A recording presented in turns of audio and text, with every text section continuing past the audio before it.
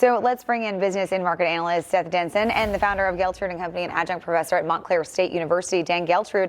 Great to see you both on this Thursday. Seth, I will start with you. What are you expecting from today's jobs report?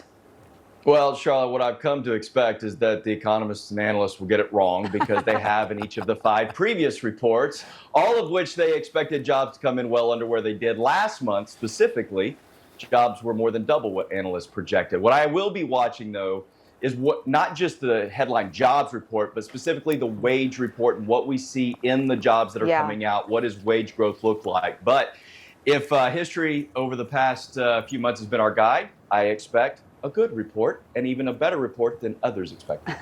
Yeah, Dan, I mean, I remember, I think it was yesterday I saw it in Politico that they're even admitting that the economists, the experts just keep getting it wrong, especially about gas and oil prices. I mean, is this just TDS and they're ignoring the actual data and just letting their Trump derangement syndrome guide their expectations? Well, it would certainly seem that way. Look, the economy has been amazingly resilient as we keep getting better than expected economic news. However, at the same time, we can't ignore the affordability issues. There are certainly people out there that are struggling. And I think the president realizes that and understands that part of solving that problem is stabilizing oil prices, which ultimately we can see benefit at the pump.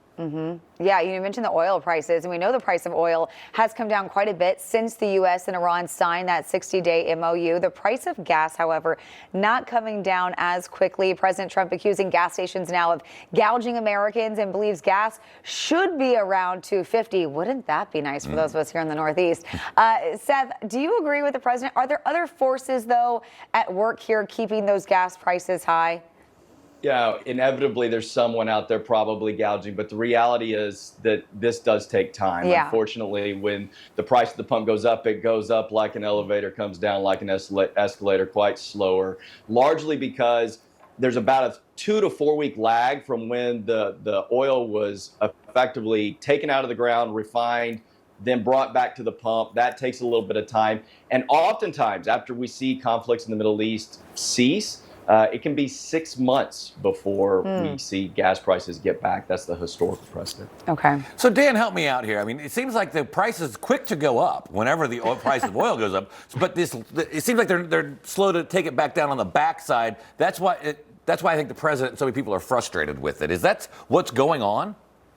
Well, I could certainly understand why you can come to that conclusion. However, as Seth said, I think there probably is some gouging going on. But I really believe some of that is also the process, because you have people out there that have inventory that is at a much higher price that we have to, bring that down. But I do believe over time, assuming that the conflict in Iran stays stable, that we will see prices at the pump eventually coming down. Seth, I know you're in Texas, and I just returned from Texas this weekend. And so, of course, I hit up some of my favorite barbecue joints there. And I noticed that the prices had gone up. Beef is still pretty high right now. Do you think people that are choosing to grill out this weekend or go eat all of their favorite barbecue this weekend will get some relief anytime soon? Potatoes and eggs this year. A lot of potato salad with some eggs this year will help it go a long way. They say about the national average is about $94.